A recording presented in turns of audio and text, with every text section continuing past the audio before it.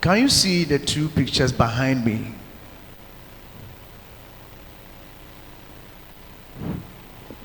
The first one here and then the second one. But the first one, what can you see? Those wearing yellow and then multicolored, what can you see? They are happy. They are what? They are vibing. On the other end, what can you see?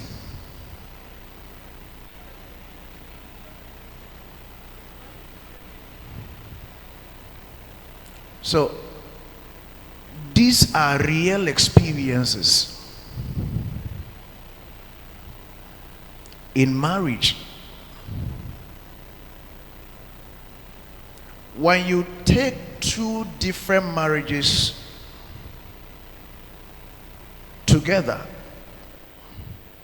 you realize that one marriage, the two couples are excited, and the other marriage, trouble every now and then. The point is that what will happen, that people who love themselves will eventually begin to fight. What probably might have been the causes. And those who are excited, what have they done in the marriage that ensured a continuous happiness? Let me tell you, the experiences you have when you are courting is entirely different from the experiences you have when you're married or when you marry.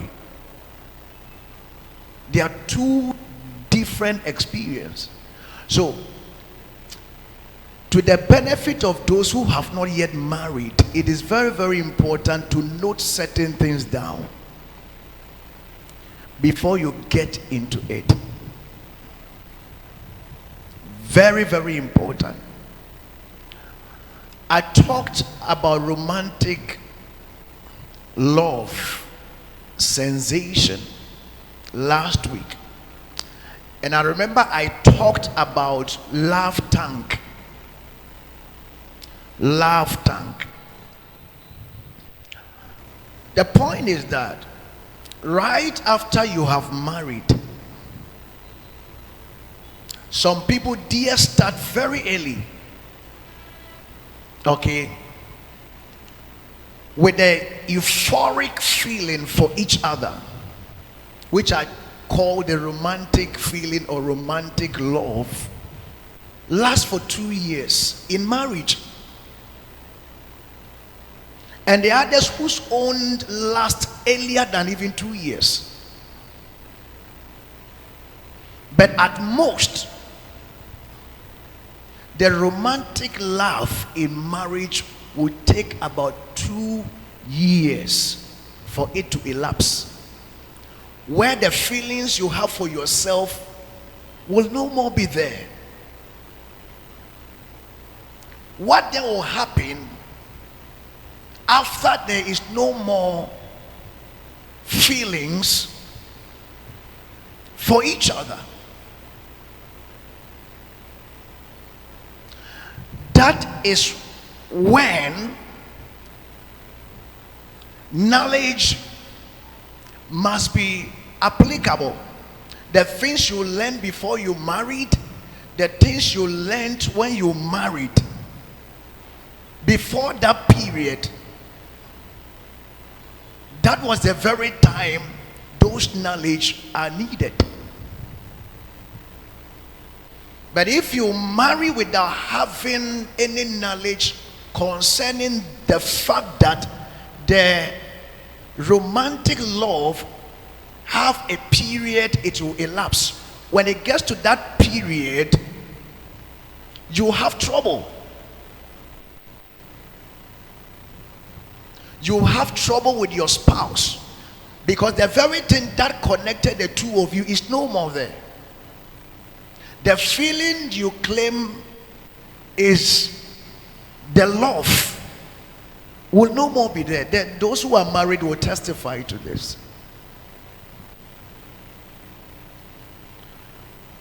So, what then must a man do?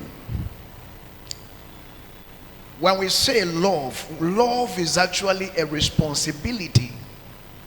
It is what? A responsibility. And in every responsibility, there's a price to pay. If you are not ready to pay a price, you cannot be responsible. So after 2 years or even less than 2, that is, if your own elapses earlier than the 2 years, then you must know that for the marriage to run, it's no more about the feeling you have for yourselves, but it's all about responsibility and paying prices.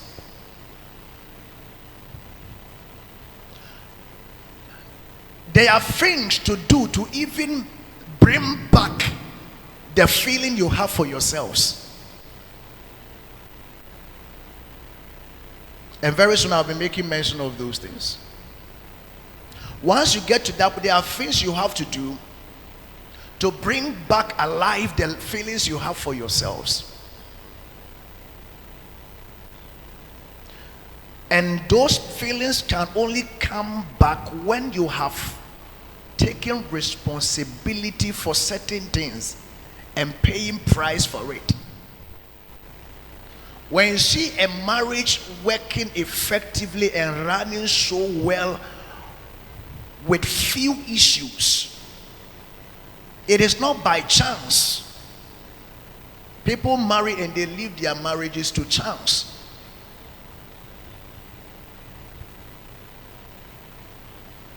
So what happens when you marry, or what happens to love when you marry? A lot of things happen to the love you initially had for yourself. Obviously that love will come down. And every one of us who are married have encountered that. So what then brings the loss down? I always say that a marriage will be more fulfilling or frustrating depending on what you do in it. It will be more fulfilling when you are ready to pay certain prices and take certain responsibilities. It will be more frustrating when you are not ready to pay certain prices to make sure that the love continues.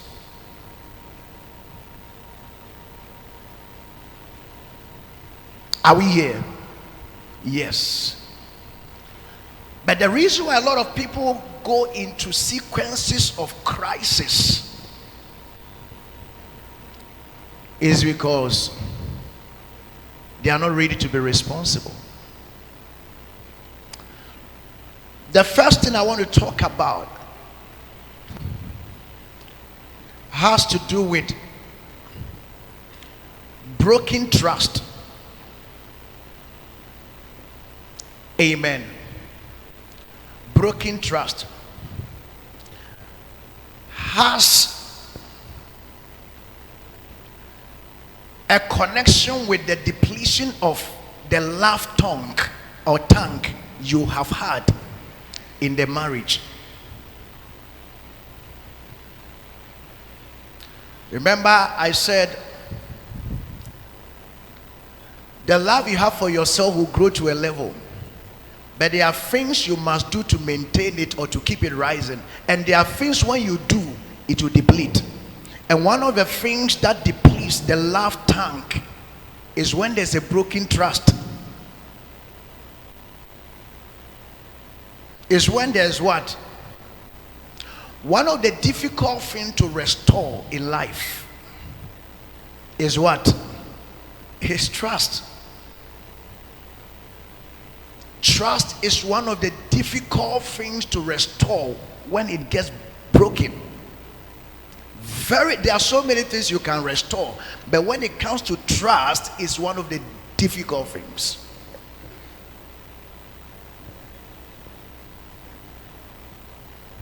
So at that point where the euphoric feeling depletes,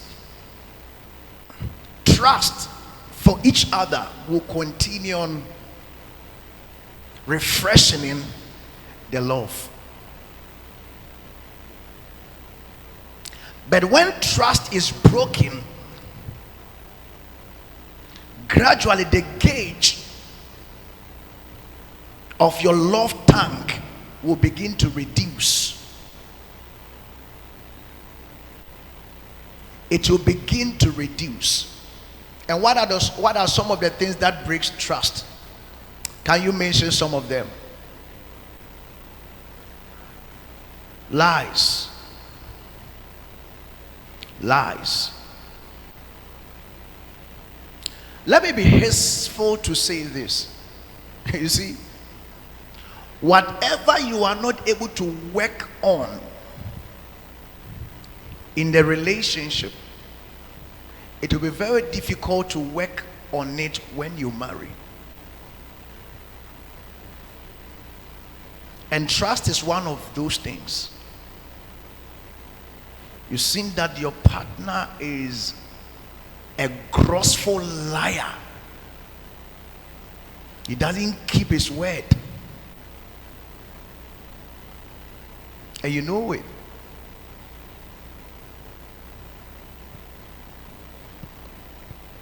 You call him or her. Shall I say him? Shall I use him or I should use her?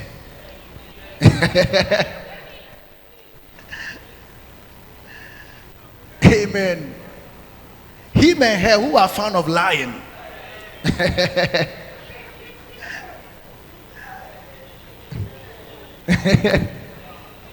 My God. I'll side with the ladies. Oh, you clap your hands for me. Yeah. Where are you? Oh, I'm home. Meanwhile, he is somewhere flirting with other ladies.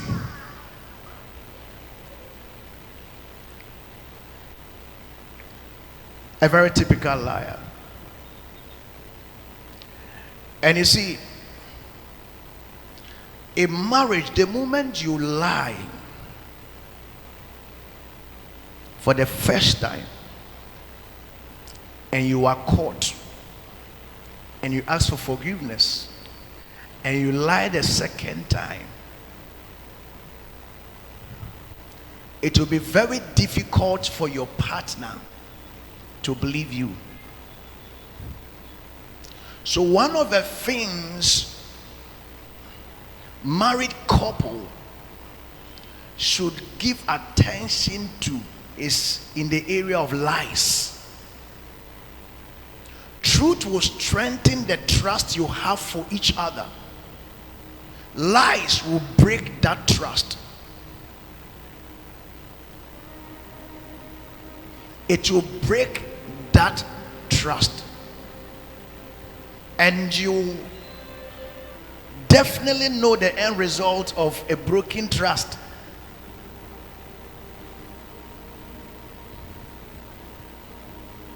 Once trust is broken in marriage, divorce is not far.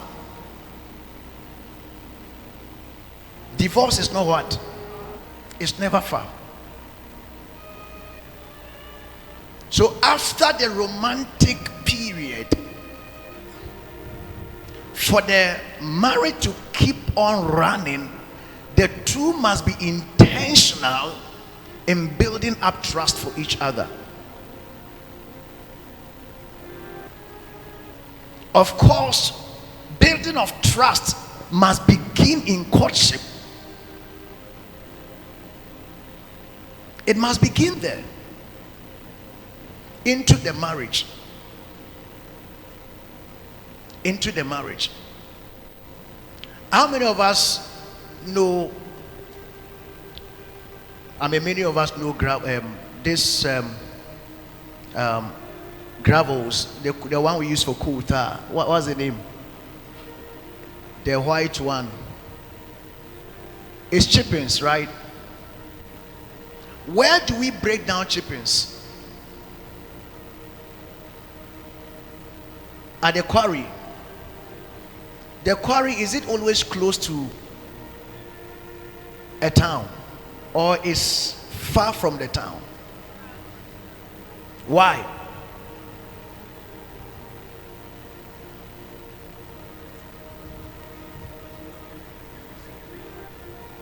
The explosion and then the intensity of the noise.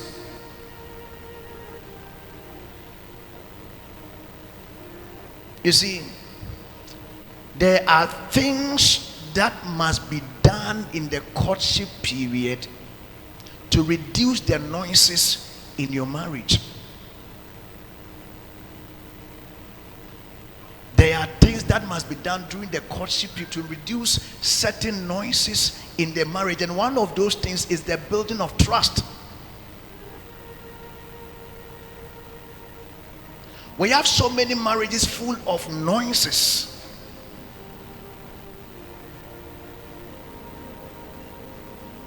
Full of emotional traumas. There's no happiness. Disagreement every now and then. It's because so many noises have been allowed into the marriage. So for the love tank, the point I want to make here is that if you want the love tongue or tank to keep on increasing and rising, because after you married, it is an eternal activity. It's a forevermore thing. So every day, each passing day, the laughter will have to keep on increasing by building on your trust for each other. And the reason why trust is easily broken is because barriers have not set.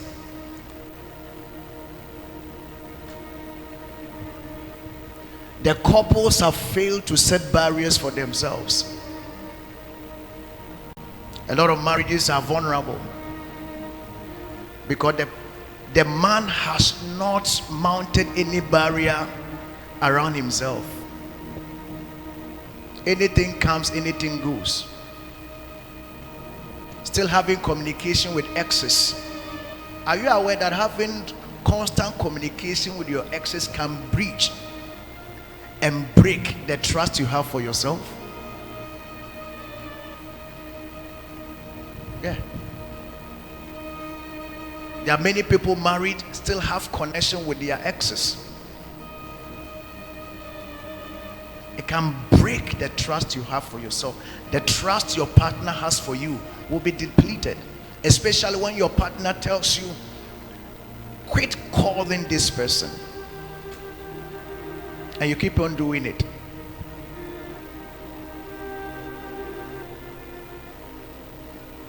One event I saw, I don't know whether it was a real, but I believe it was a real experience. Many of you might have come across it, where a wedding took place, and in the wedding the man discovered that the woman had had an affair with a boyfriend before the wedding day.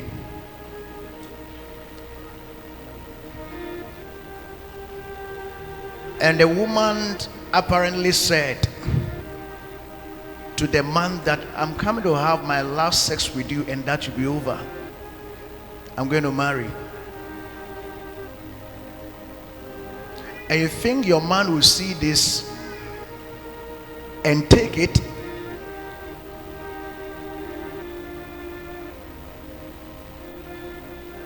Of course, that marriage will not hold. Amen. So if we really want to ensure the continuity of our love for each other, then one of the things we must focus on is constantly building trust.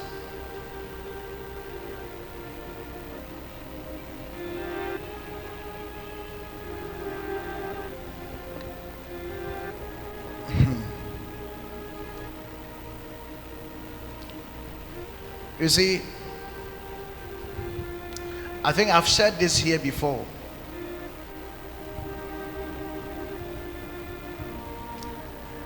I remember when myself and my wife were courting. Amen. I always want to say something about ourselves so that you really appreciate. But then I was doing some locum in Seattle,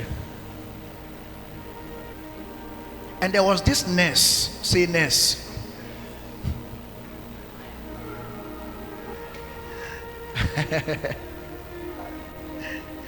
You know, some of us didn't know what's up. You understand? We didn't know what's up. So every evening she will cook and then invite me to come and eat.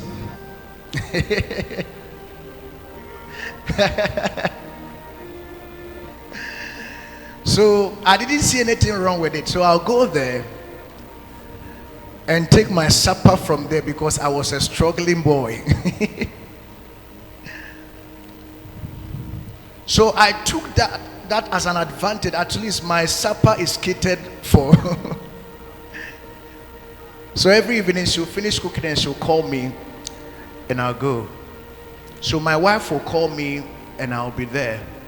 And I'll pick up the call and she'll ask, where are you? I'll say, oh, a friend, a colleague at the workplace invited me to come and take some supper in the house. And she'll be on the phone. She will not talk for a moment. Then she'll say, okay. So it continued for a number of times, and one time she called and I was still there. And she said, she's not happy of the place I go. And she mentioned something. She said there was something called Bedianko. How many of you have heard that before? Bedianko. Yes. Bedianko. When you go and eat certain foods, you never recover. I tell you. They can tune your mind. So I said, what is called Bedianko? So she explained it. It's okay. No, I didn't know the lady had interest in me. Yeah. And when I saw how things were going, and my wife came in, by then she was my fiancé. She said she wasn't excited anytime I go there, so I had to listen to what she said. With the view that I want to build a trust. You see, I could have, when she called, anytime she calls, she called the first time I was there. The second time I could have said that, oh, I am at home. Right? If I had said that, she wouldn't have known because she wasn't. But anytime I went there and she called, I said, I am in this person's house. And when she said that, I said, no, let me quit. And apparently later the lady was making advances, and I advised myself. You see, you must build a trust in such a way that even if your partner is not around, you are keeping on to the word you have promised her.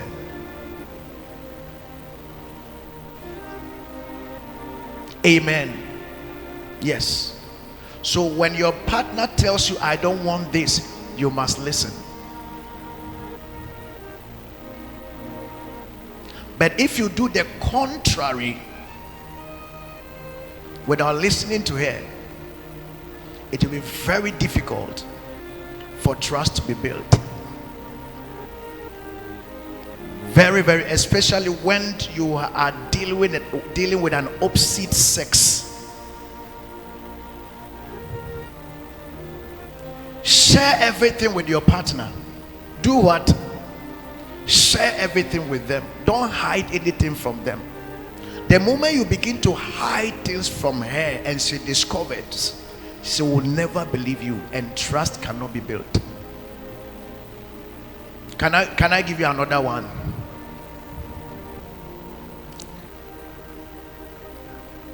I was in one facility back in 2019, and there was this lady.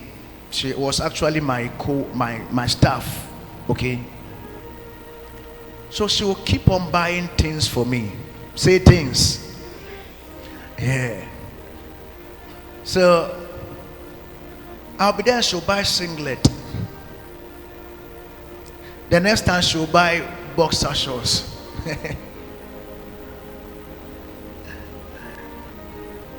So I'll come home and I called my fiancé.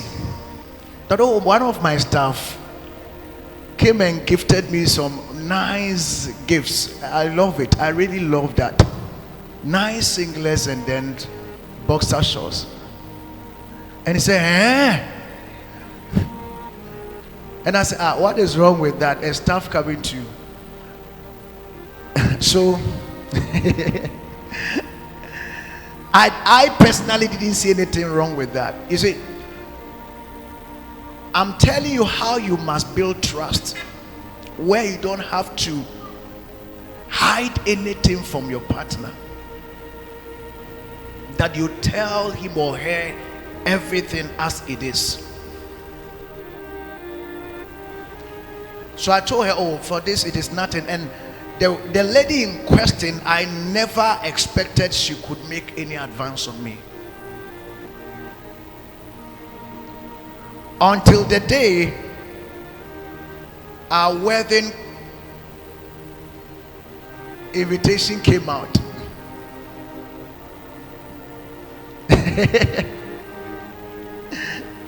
Yes. So I was there and she called. You know, they called me in charge. Say, in charge, eh? So you didn't love me.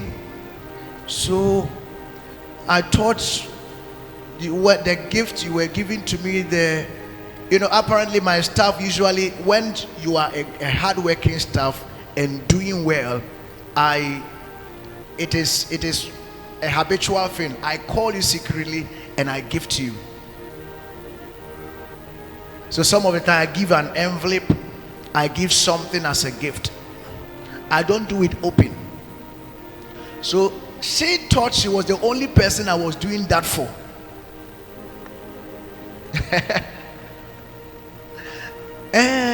So I thought all those times you were giving me, I thought you were interested in me. I thought, and I said, shut up there. Go and ask your colleagues whether you are the only person I give gifts to. Even your male colleagues, go and ask them. And say, I thought it's not. Do you know what she added? It's not only me who is making advances on you. There are equally some of the other staff. And she began mentioning names.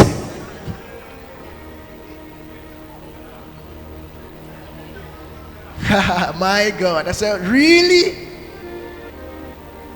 And I told her, go and ask all of your colleagues, including the males. You see, the point I'm making here is that whatever transpires within your life, once you have chosen that lady to spend your lifetime with, you must not hide anything from them. So quickly I had to call my fiancé and say, hey, come for your stone. Come for your stone.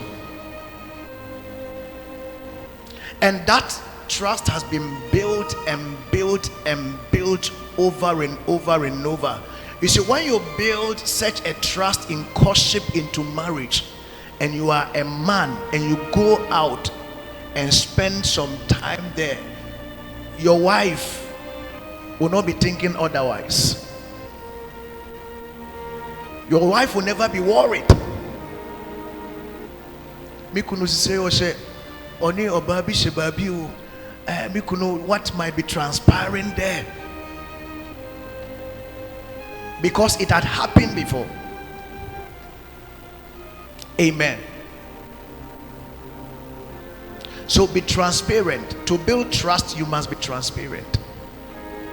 So when you get to that peak where the romantic love is faded, trust must continue on it. You take responsibility for that. Amen. Are we blessed with this? Let's appreciate the Lord with a clap offering. Let me be quick.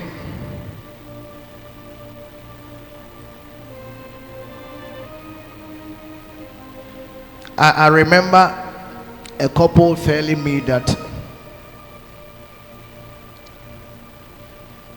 the reason why he's still keeping contact with the other exes is because of the things he did with them, and that if he suddenly cut off with them or from them, the likelihood they will curse him is very high. Amen. So he is afraid to cut off from exes. And I said, at the expense of your wife, you are married. So for trust to be built, you must cut off from your exes. Amen. The other thing that interferes with the love tank we have for ourselves as married couple. Amen. This is an information that will help those who are married, and those who are not yet married know that when you marry, you come to meet it. That is when children begin to come in. Amen. When children begin to come in, and the two don't become conscious in handling themselves coupled with the children, you will every day have issues. You will every day have issues. So married couple must understand that before the children, they existed. Amen. Before the children come in, the two of you existed. Under no circumstance should a partner say that because of the children, I don't have time for my partner. Under no circumstance.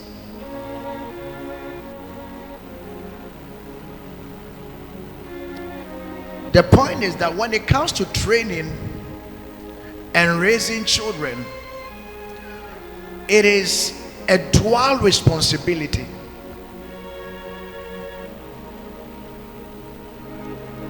The mother must not get too attached with the children, or the father must not get too attached with the children at the expense of the wife.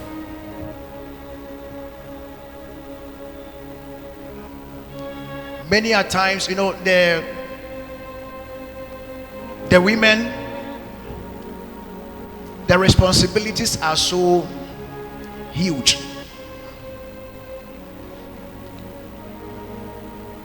On the children, that from the word go, the first day a child was born, if the wife is not careful, all the attention will be geared towards the child.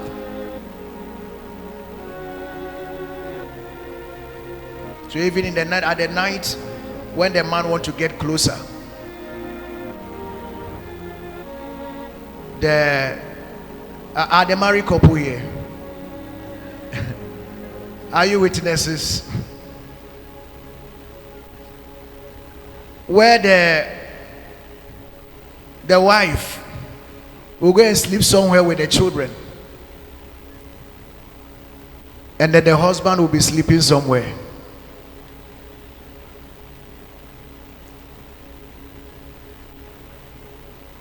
At the time the husband will want companionship with the wife is not there, because the attention has been drawn to the children.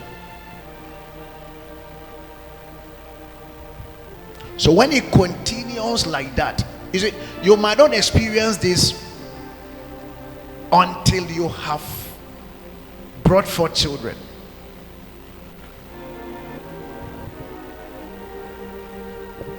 Yes, it's very, very important for you to have attention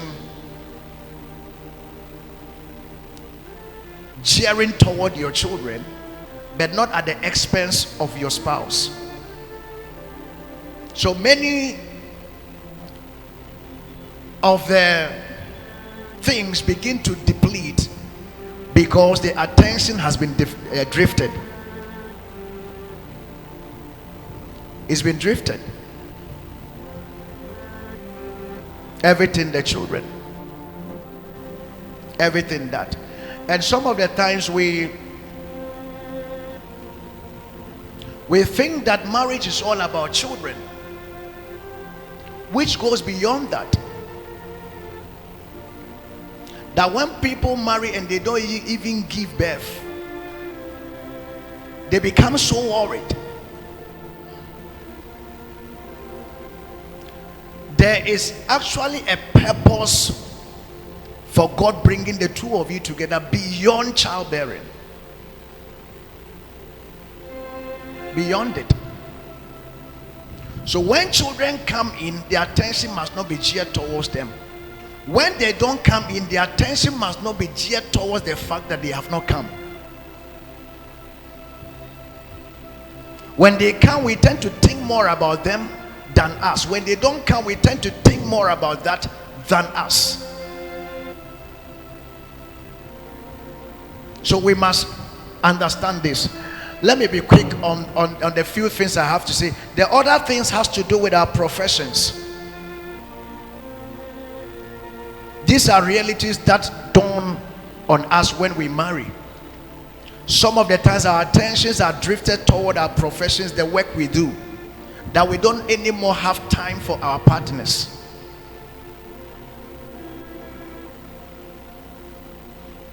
Meanwhile, when we were courting, we had time for ourselves.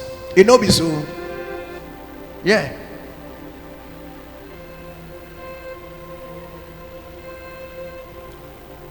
We know all the nitty-gritties or the nitty-gritty places in Tejumai where we can entertain ourselves when we were courting.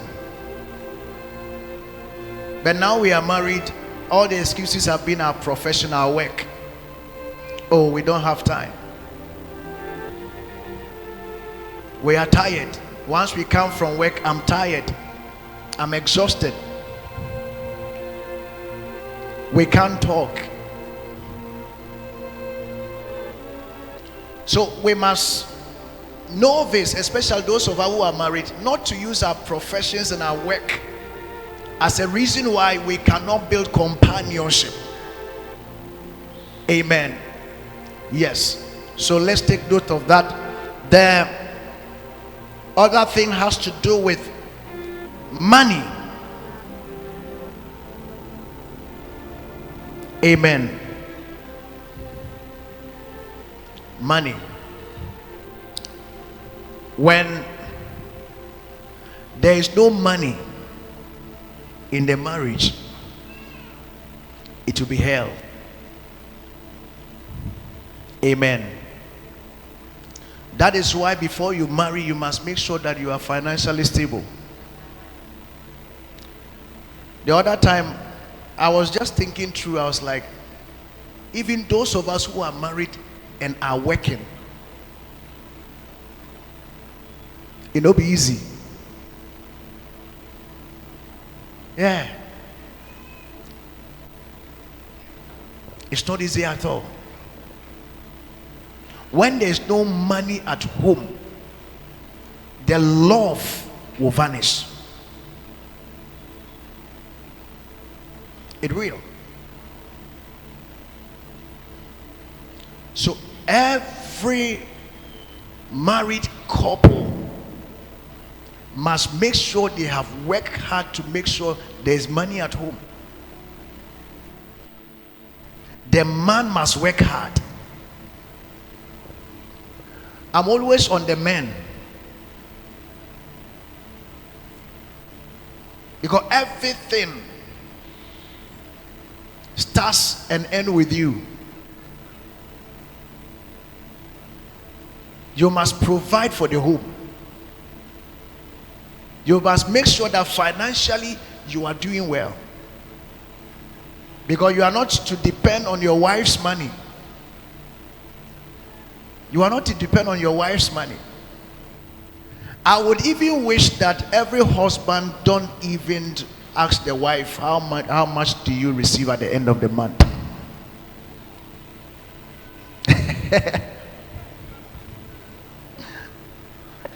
If you are financially stable, I would wish that you don't even take a penny from your wife. That you are able to take care of your home. Amen. So that at the day you are financially incapable, your wife will intercept and help out. Amen. Oye bema warifa memma wani nko yiri sika ho bebre. Yeah. Yeah. So I mean that's the truth. You must be a man of the house. You must be, you know, is that not so? You must be the man of the house. Okay. Yes, I always want to be the man of the house. Amen. Yes, periodically my wife will come. She'll buy gifts. She'll buy things.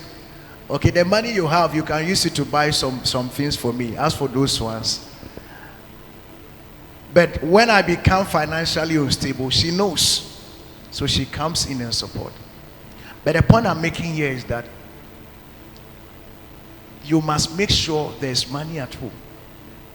If there's no money, you can never enjoy your marriage.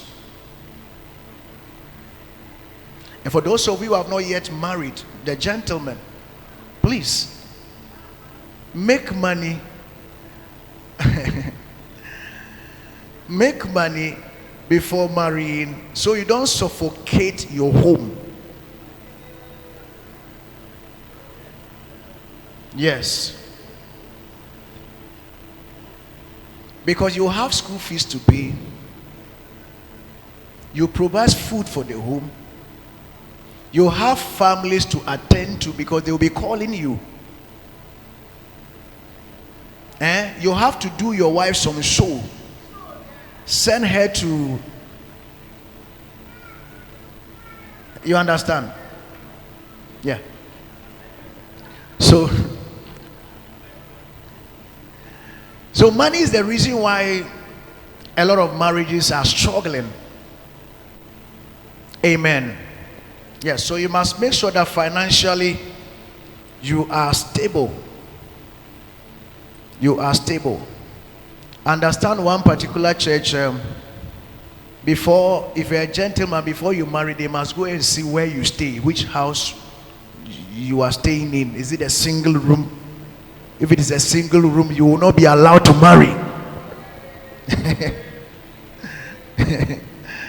Yeah. Because once you marry, children will come in. Are you going to be in the single room with your children? Amen. But we believe that things can change even if it is a single room. Okay. Yeah. So let's take note of that. The other thing, I'll not talk about it extensively. I'll talk about it later, which has to do with sex. Amen. When a gentleman went, an husband wakes up in the morning, and early in the morning, and his face has changed, and it's like he's angry, he's not in anything. It's because in the night things didn't go on well.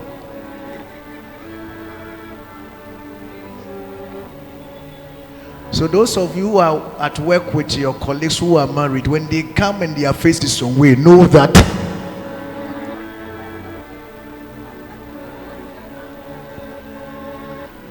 amen. And that thing is difficult to complain. When you wake up in the morning, your face, your countenance is disfigured, and your wife asks you, why is it that your face has changed? You can't tell her it's because of amen. Yes, so a lot of people are having issues because of sex, but I will take my time to talk about that extensively in our subsequent meetings. Amen. So to conclude, the point I want to make here is that after marriage, the love is not the same. There are things to do to keep the love rising. And one of those things is trust, making sure that trust is built between the two of you. The other thing is to make sure that you don't allow excess in your profession. You don't allow your children to take over your respective places. And the other thing is to make sure that you enjoy yourself in the area of intercourse. Amen. God bless you, and then have a wonderful